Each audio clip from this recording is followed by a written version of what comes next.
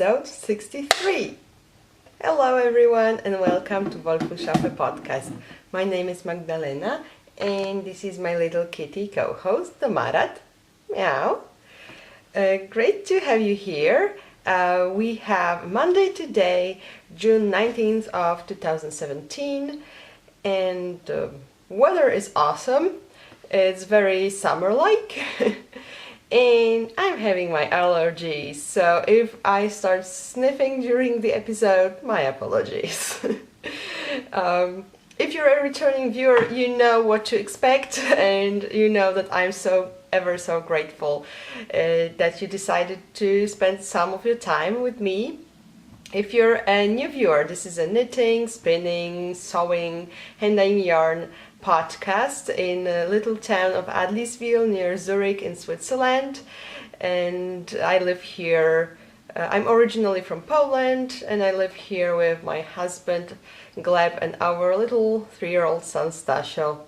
You can find me on Instagram and Ravelry under my full name, which is Magdalena Wolff with double F. And if you enjoy my show, please hit the subscribe button here. So this way you won't miss my updates. And also my show notes appear in the down bar here, and helpful links can be found in the video description here on YouTube. We also have a Ravelry group, Wolff&Schafe podcast group, and there you can find all of our knit-alongs and giveaways. Right now we have the shawl along going on, shawl along 2017.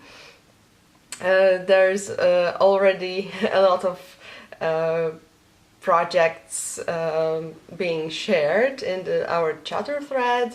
Also finished objects started to appear, and yeah, that's very exciting. Knitting shawl is fun. So if you would like to join, you still have some time. The deadline is July the 1st, but some people who were posting in our thread wrote that they probably won't finish their projects by July the 1st.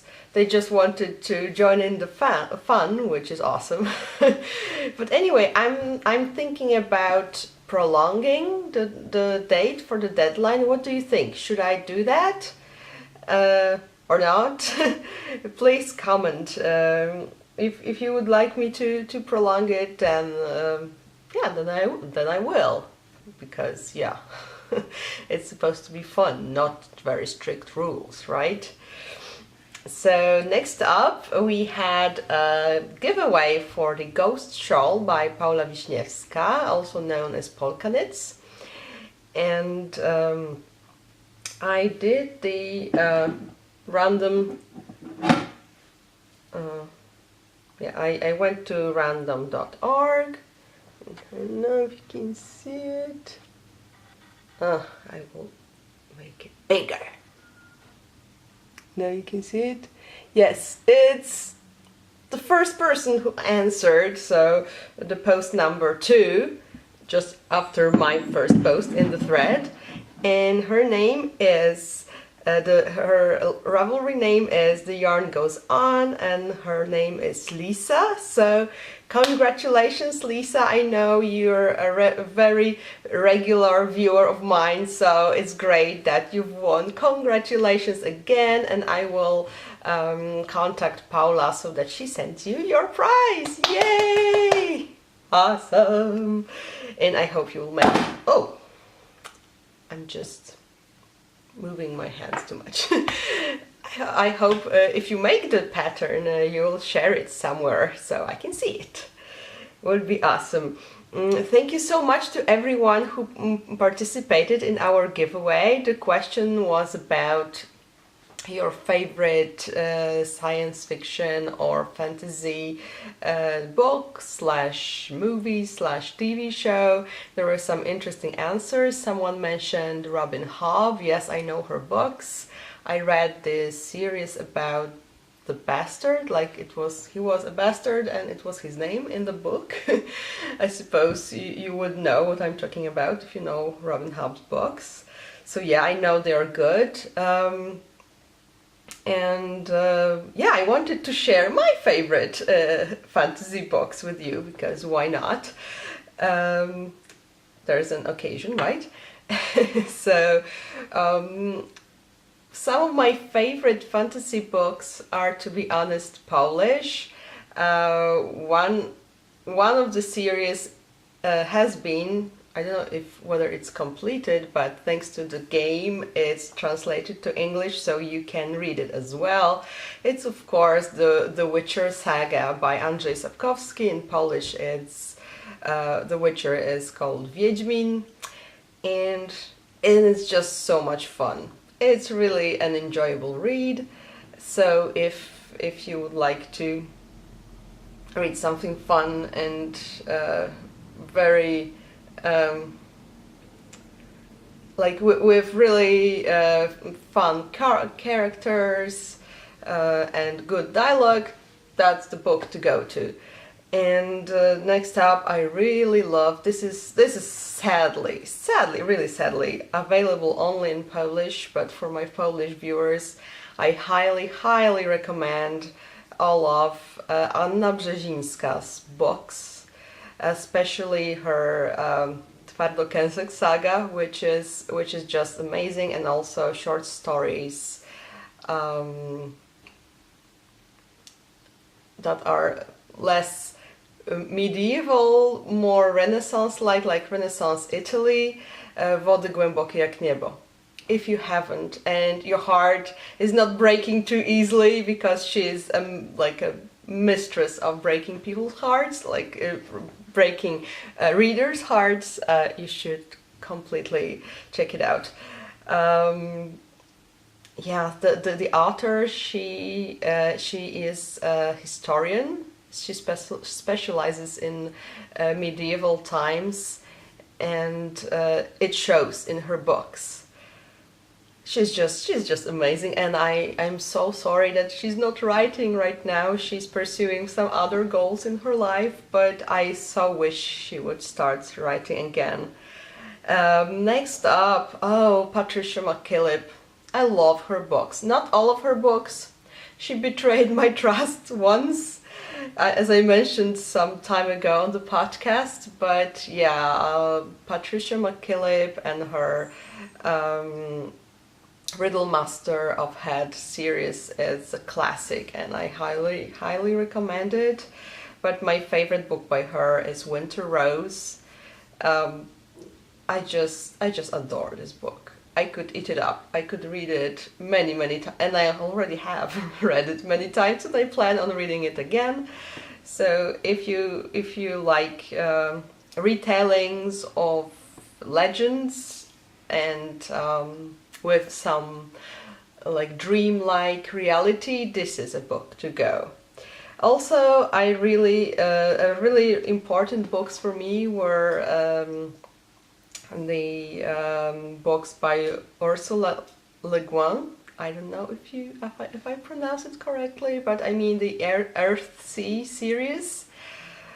She's amazing. And lastly, but it's just where it all started.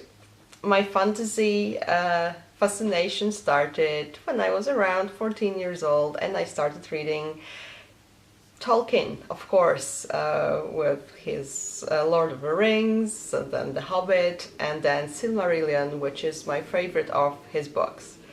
So yeah, this is my longish answer to that question. If you were interested, I hope you were.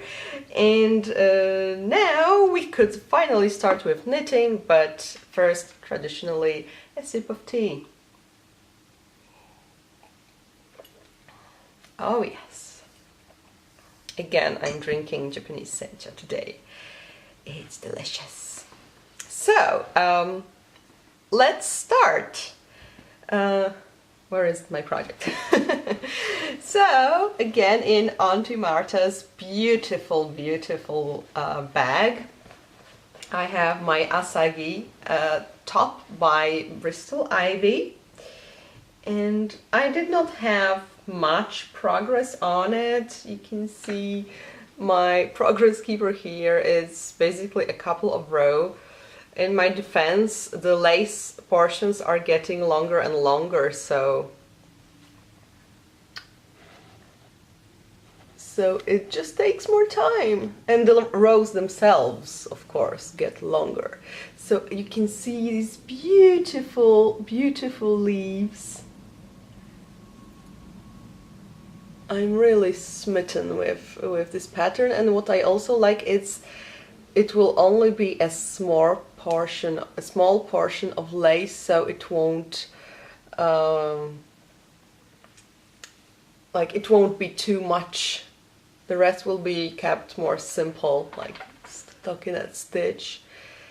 And yeah, I mean, here a couple of rows, and I'm using my Knit Pro interchangeables in 3.5mm size, which is US size, I believe, 4.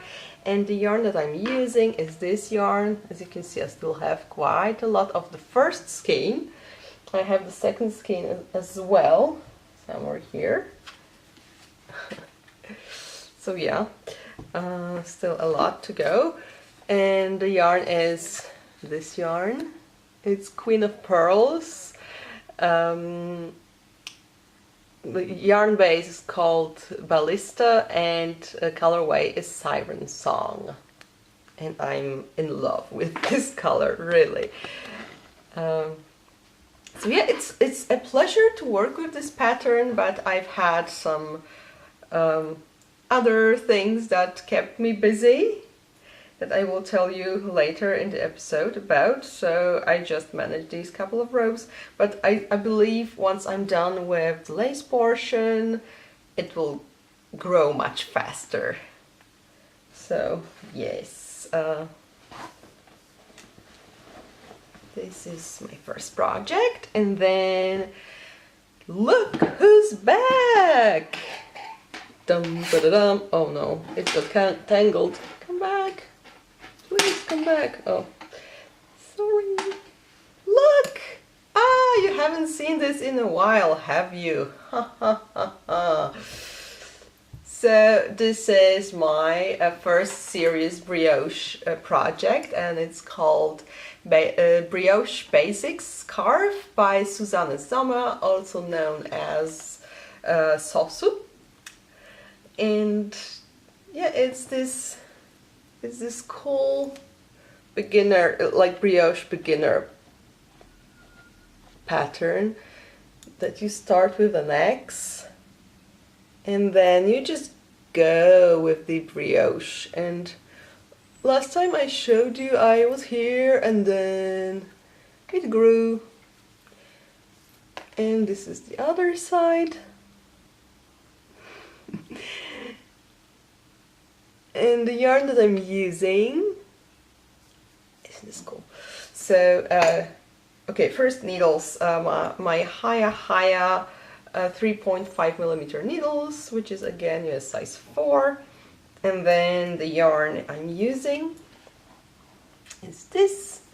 I call this combination a watermelon because obviously, but the yarn is my hand-dyed yarn, Wolff&Schafe Lycos DK, which is 100% superwash blue face Leicester, and this is Toadstools Fantasy, and this is Cherry Smile.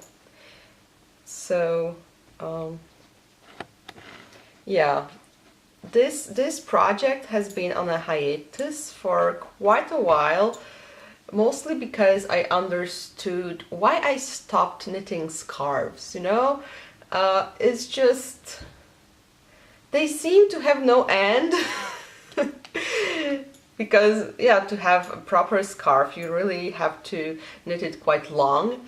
And also, I discussed this with Anna from Dunkelgrün recently. Hi, Anna. It's just, you have to turn your work all the time. It's almost as bad as the applied border on a shawl where you have like a couple of stitches and you have to turn your work all the time, and it's quite annoying. So the scarf is a bit similar in that regard, because you really complete the row quickly and then you turn and then you turn. Well, not with brioche. With brioche you you just go back and knit again and then turn. But anyhow, it just somehow scarves are not fun for me anymore, especially because I can now knit other things. When I was just starting, I could only knit scarves, so that was the only way to go. But right now, yeah. However, as you can see, I put some dent into it. So thanks to this project, I got quite confidence with brioche, which is awesome because I have some plans for patterns that include brioche in the future.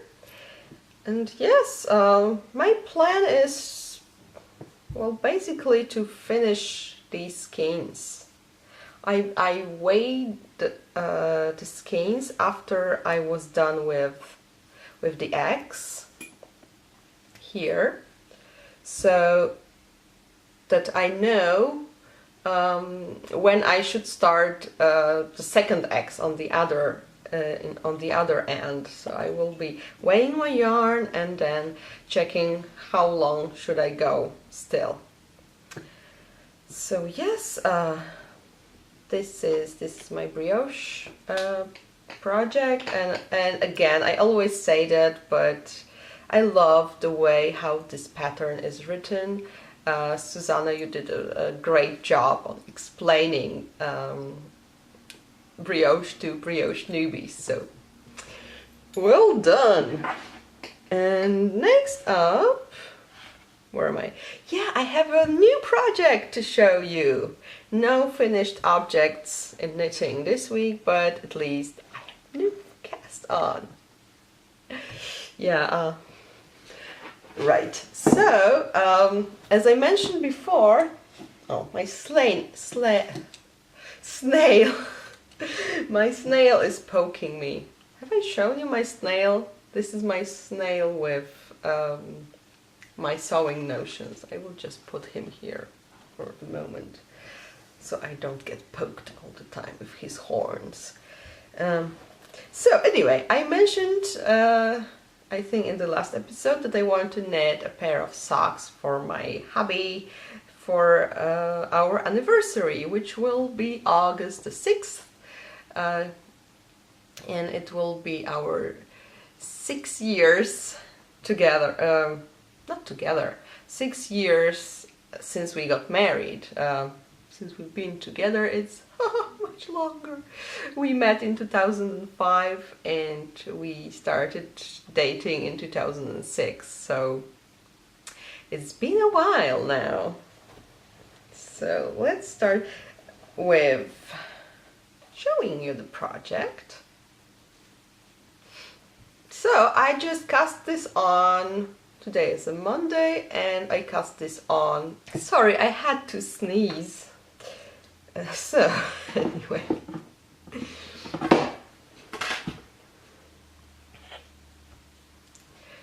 So I cast this on, I believe on Saturday, so 2 days ago, and I already have the toes finished and quite a big portion of the socks, because as usual I'm knitting 2 at a time on my Haya Sharps 2.5mm needles, which is 1.5 US size, and the cable is 100 centimeter cable, which is shorter than my previously regular 120, and I'd say that it is enough. So I don't need such like extremely long cable. So yeah, I cast on for my socks and for other like women's socks. I cast on usually 20 stitches, so 10 stitches per needle in the Judy's magical cast on. For Gleb's socks I cast on 12 and 12, so it's 24, because of course he has broader toe. And then I increased until I had 64 stitches, which is my go-to number for men's socks. I increased by make one, and yeah, and then it will be simply, these will be plain vanilla stockinette socks with contrasting heels, toes and cuffs. That's my plan. And the yarn that I'm using, so it's this yarn, I still have quite a lot. This is Wollmeise Twin and Potsblitz colorway. Yeah, I still have the tag. Whee! So I made socks for Gleb from this yarn previously, so it will be like, you know, a leitmotif for him in his socks. So this colorway is back. I'm loving it, really. And this yarn, I must say, is quite thick for the sock yarn. It's a bit thicker than your regular sock yarn, I'd say. And this beautiful blues and teals and blue-grays are, and I have a tag as well. It's, oh, and there's a price. Maybe I should remove the price because it hides the logo. So, this is the logo, and the yarn is Rusty Ferret and the Doll Base and the Idiot Proof colorway. I don't know why it's called like that, but anyway, it's just so beautiful, and I think quite fitting for men's socks. And yeah, I'm pretty happy with this project because it kicked off really, like, I started really quickly, and yeah, because of the anniversary, my deadline is August the 6th. I hope I will make it. I think I will. Usually a pair of socks, to be honest, takes me around a month, only because I'm working on other projects, so I have a month and a little bit, so I should be safe, I think. And yeah, this is it for knitting. And I have some yarn acquisitions. So last Wednesday I met up with Anna from Dunkelgrün again. We had such a great time together, and as before we went to the yarn store, well, yarn store / craft corner in the mall where we met. And there was some yarn that I was ogling when we were there before, and I was like, I won't, no, I have so much sock yarn, maybe I will stop myself, okay. And then I saw it again and I was like, I had to buy it. It's just too awesome. So, this is, yeah, upside down, of course. So this is Lang Yarn's Mille Colori Socks and Lace Looks Superwash. And colorway is, which one is the colorway, which one is the dye lot?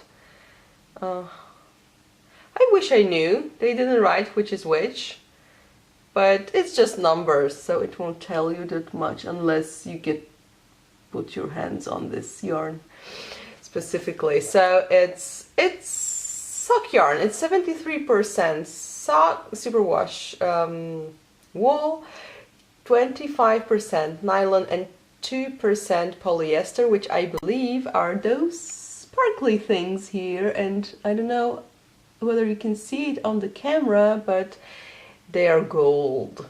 They are gold sparkles. So it was so delicious. I just couldn't stop myself. The only thing stopping me from buying was that it is single ply yarn. So I don't know, I just don't know. For socks, of course, it will be quite soft since it's single, but then singles pill much easier. So yeah, that was what stopped me, but I couldn't resist any longer. And they also had some other gorgeous colors, a bit similar to the Rusty Ferret here. So those various shades of blue and teal, and with sparkle, but a little bit less muted, a bit muted but not so much. And I really wanted that too, but I stopped myself because yeah, I really do have a lot of sock yarn. How about you? Do you also hoard sock yarn? Because for me it's such a sweet trap, because I know that if I buy one skein, I will have at least maybe one or maybe even two pairs of socks out of it. So it will be at least one finished project, so I can just pop it into my basket and buy it and be certain that I can make a finished object out of this one. It's not like I will have to match it with something, and yeah, so it's a sweet trap for me. Let's have some more tea.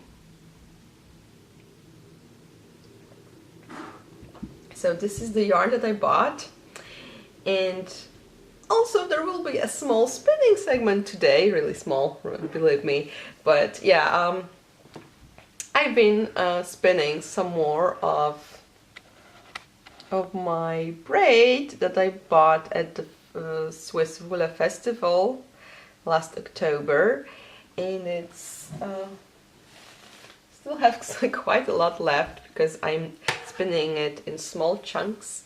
So it's this beautiful braid, and it is this City Spind in the Lupinen colorway, and 70% blue-faced Leicester and 30% Cecil. And it's gorgeous and extremely soft, and I love purples. So this is another chunk that I've spun for my blanket, for my Cozy Memories blanket. This is another little skein that I made from this braid. So this still needs to be finished, I mean soaked, and it's the same as this one, meaning it's, wait a second, this is not from CD Spin, this is something else. What was it? Oh, I know it's from this one. It's from Spin Pretty. Yeah, I knew something was off because this has sparkle in it. I don't know if it's visible on the camera, but anyway, also the tones were a bit different.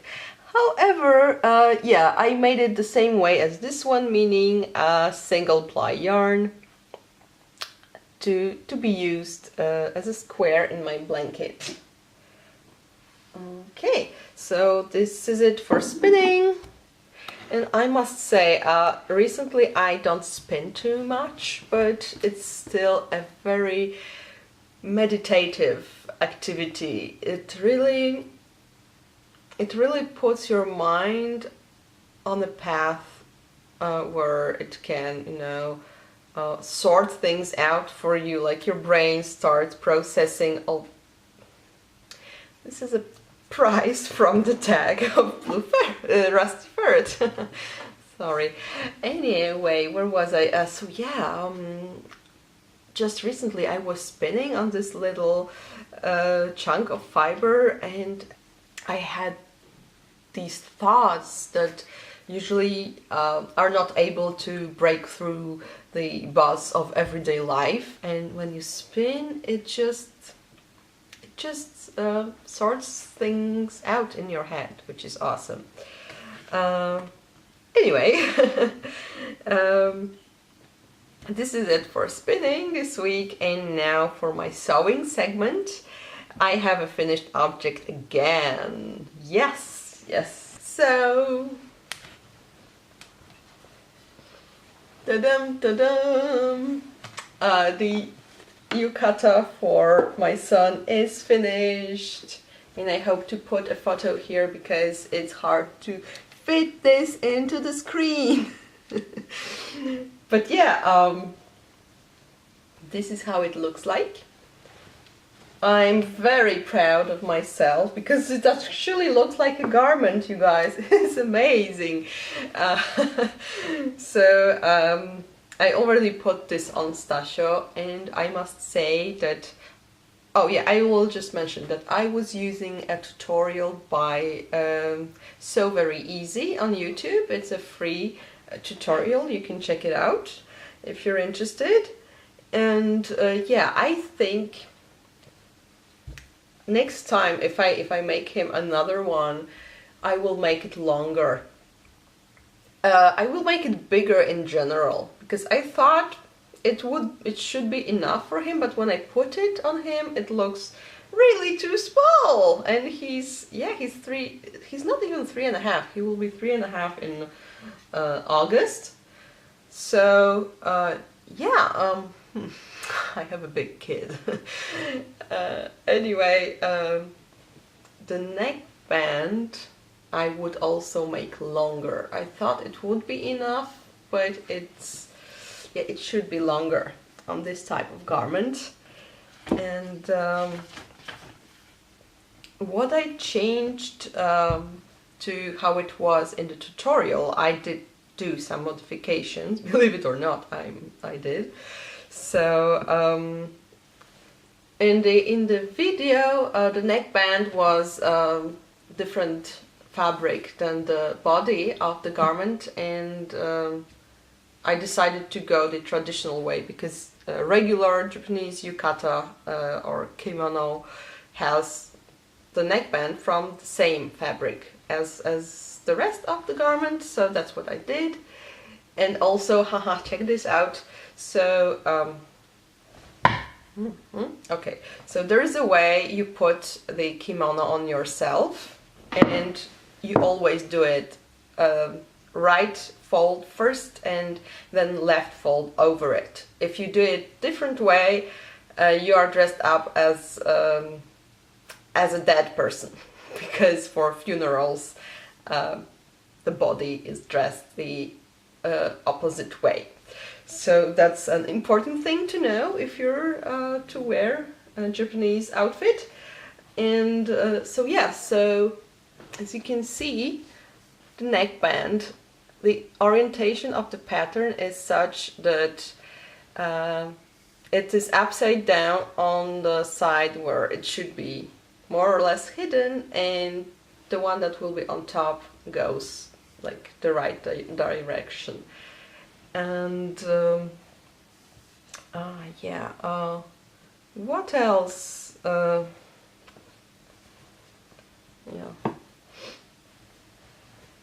Next are the sleeves. So the sleeves are, yeah, they took me quite a while because I kid you not, I had to cut fabrics for them 3 times.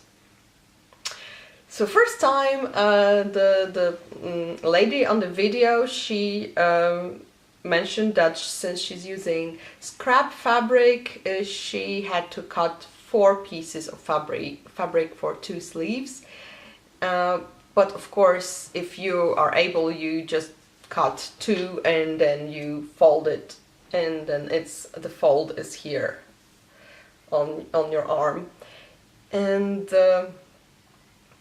I decided to do that, to go with 2 pieces of fabric. And then I forgot it when I was cutting it out, when I was preparing it for cutting, and I ruined everything. So then I was like, okay,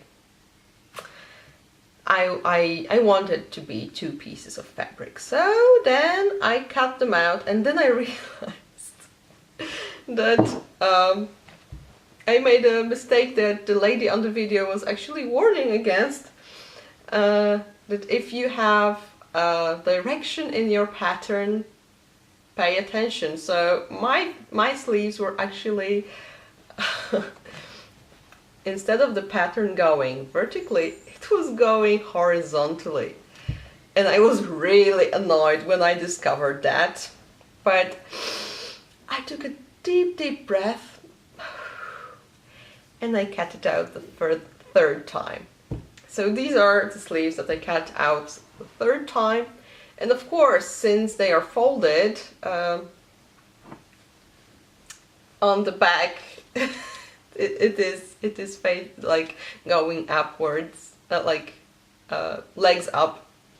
But I took care that on the front they will be facing up.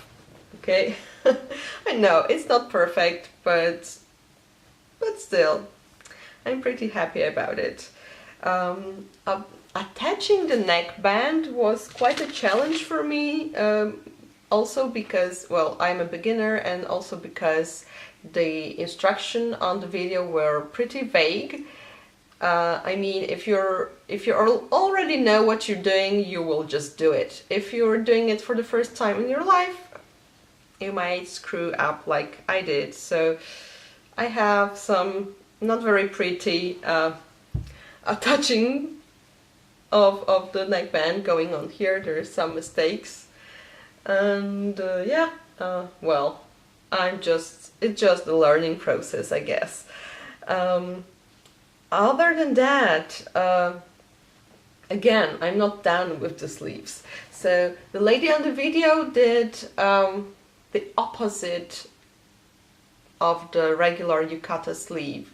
So what you have in your regular kimono or yukata, well, first things first, she did a pointed sleeve here, and I forgot that in fact a kimono or yukata has rounded, this corner rounded here, but it was too late for me to fix it anyway.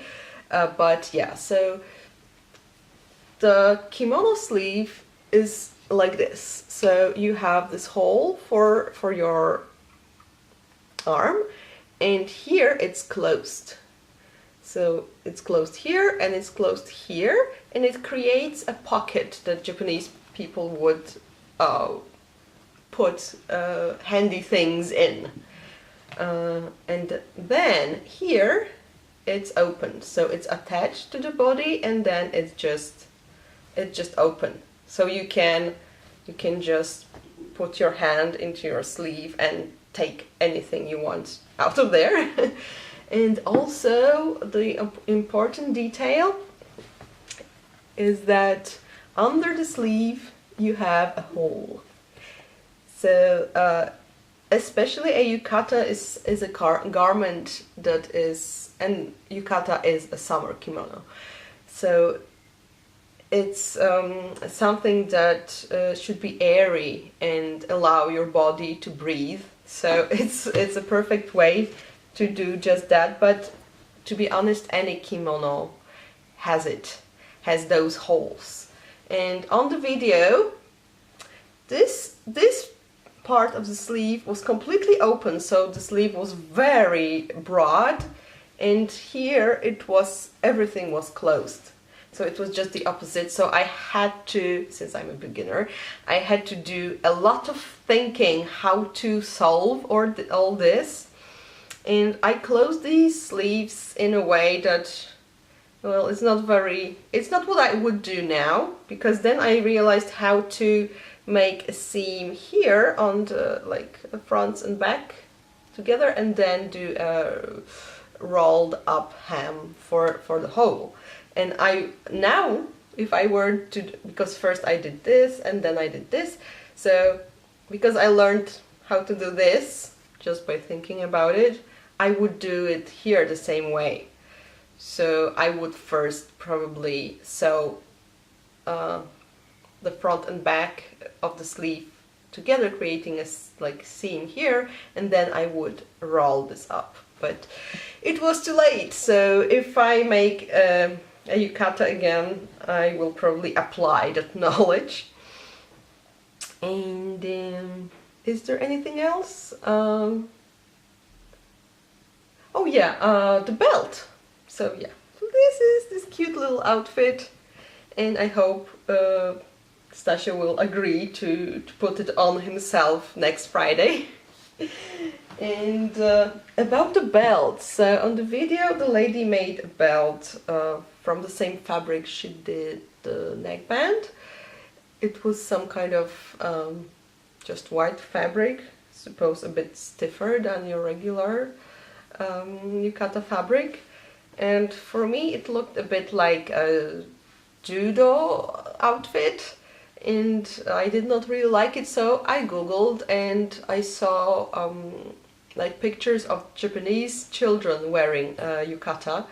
So for your regular yukata belt you would use a very dense fabric, and you would tie it quite strongly, tightly on yourself, but for kids it's probably not a good way to go because you don't want to squeeze them too much. So I saw that children wearing yukatas wear belts made out of gauze or some other see-through light fabrics that are a bit stretchy, and I found that I have this scarf actually. So it's something like that. I just folded it a couple of times, but yeah, it's pretty see-through, and I used this as a belt on my son, and it worked well, so I think I'll just go with that. And yeah, this is my new project, and I think I learned a lot. There is still so much I don't know and so many stupid mistakes ahead of me, but yeah, Stasha just looks so cute in it. It makes me happy. And oh yeah, also about the fabric. So the fabric is I'm not a specialist on the terms, especially in English, I suppose, but it's kind of like it's 100% cotton woven fabric. And my previous project was, I believe it's called jersey, so the structure is like a knitted fabric construction. Correct me if I'm wrong, I might be, but still. My skirt that I made was it was jersey and with 5% of elastan, so it was quite stretchy. And now I was knitting with just 100% cotton. It was such a difference. It was so much easier to sew because it just wouldn't stretch. It was amazing. It really was. And it's very interesting. And I'm looking forward to sewing more with just pure cotton. However, I don't think I will sew a skirt for myself from pure cotton fabric, because it will just wrinkle just by me looking at it, I suppose. So yeah, so with the skirt, it was when I was doing hems and other things and pressing them with iron, they wouldn't stay put that easily as with the yukata fabric. So yukata fabric was just like, it was like paper basically, like with origami, and it stays like this. And with my skirt fabric, it was like and bounce and bounce. The plus side of it, it doesn't wrinkle at all. I can wear it and sit in it all day, and it's just like it was. So yeah, next up I will be making those zip pouches that I mentioned in the last episode. And I'm also thinking about a new skirt, because it's such a great weather for wearing skirts, and I found some cool fabric and I already ordered it, because right now I'm ordering fabrics like crazy. Oops. That's what always happens with a new hobby, isn't it? So now I will show you my fabric acquisitions. Oh yeah, also when I went with Anna to that crafty store, I bought some zippers, I bought that yarn, and I bought some lace band for my future pouches. But I also ordered this lace. That one is, this is white and this is like a cru color. And it's this this is the store if you're interested, and if you live in Switzerland or in Germany. I believe they have in Germany they also have the store. It's there. It's made for them, and usually those things made by Boutinet are quite have quite attractive prices. So this is the store from which I ordered, and I ordered some, like, again thinking about my project bags, I ordered this cute fabric with hippos. Oh my goodness, they're so cute. And it's again 100% cotton, and I ordered half a meter of this, and I just couldn't stop myself. I saw this fabric, and since my son loves those minions, I just had to buy it. I will have to make something for him out of it. It's just so cute. And I think it's also 100% cotton. So yeah, these are my fabric acquisitions. And this is it for crafting this week. So again, a small sip of tea. Oops, sorry for the noise.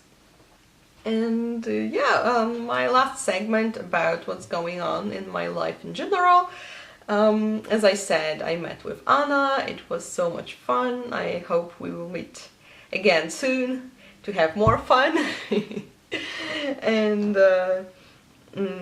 yesterday, Gleb, Stasia and me went for a picnic, not far away, just out of our building. There is there is a lawn, and we have beautiful large trees, like 3 growing together. Well, not from one trunk, they are just close together, and they give a good shade. So we put our blanket there, and we spent quite a nice afternoon under the larches and eating watermelon, because my husband and my son, they are so huge fans of watermelon. I do like watermelon as well, but I cannot eat as much as they can. It's just crazy. So we had a nice picnic, and I even got to knit a bit during the picnic. It was not like I have to run after Stasia all the time. I could even relax a bit, which is an improvement. And oh yeah, I'm very excited for next week, because I'm visiting my sister, who is on a scholarship in southern Italy, in Calabria. So it will be fun. I'm looking forward to it, also because I will be also during my travel I will be just on my own. My only worry to make it to the plane. And I will be knitting on the airport and on the plane, and it will be awesome, I'm sure. And my sister already has some things planned for us to do there. So very excited. And it will be during the week. So for the weekend I will be back, and because of that I'm not exactly sure whether there will be an episode next week. I think it's possible. If I do it on Monday, then there will be an episode, because I'm going away on Tuesday. And then Oh yeah, I wanted to say thank you to all of you, because in the last episode I mentioned I'm working on my books and on publishing them. So thank you so much for all your words of encouragement. It means a lot, really. So thank you very much. I'm working on my book. I'm on page 381 right now with the second one. So and yeah, this is mostly it. With my binge watching Supernatural, I actually stopped. I finished season 8, then I watched like half of episode 1 of season 9, because with Supernatural it's usually the season would end with a cliffhanger, not a hangover, with a cliffhanger, and then first episode would be would start where the previous episode left, like was finished. And so I did that, and I thought maybe that's enough, because these characters, they just went through so much, and they came back from the dead so many times. I just stopped, and I think I might not watch anymore unless someone will tell me that it's really worth it. But as far as I know, it's not really worth it. It's getting worse, and many people, me included, think it should end after season 5. It was a lot of fun, but still, it's just, when I'm thinking they have still 4 seasons ahead of them, and even the 13th is starting, it's just somehow I can't take it anymore. I don't know. It just you get a bit tired of the same drama being repeated and repeated all the time. I think it's just, you have this complicated brother and brother relationship. Like, often it seems like it's love-hate relationship, that they really do care about each other, but then they went through so much that they have really a lot of resentment towards each other, and it's like on and off all the time, and I just got tired of it. So I really loved this show. It had a lot of awesome episodes, but I think it's just the moment to stop. And with this, I will finish this episode. Thank you so much for watching. Happy knitting, and we will see you next time. Yeah, bye!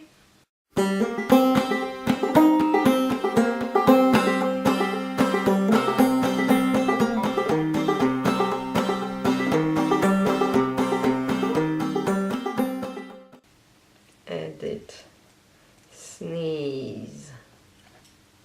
Good.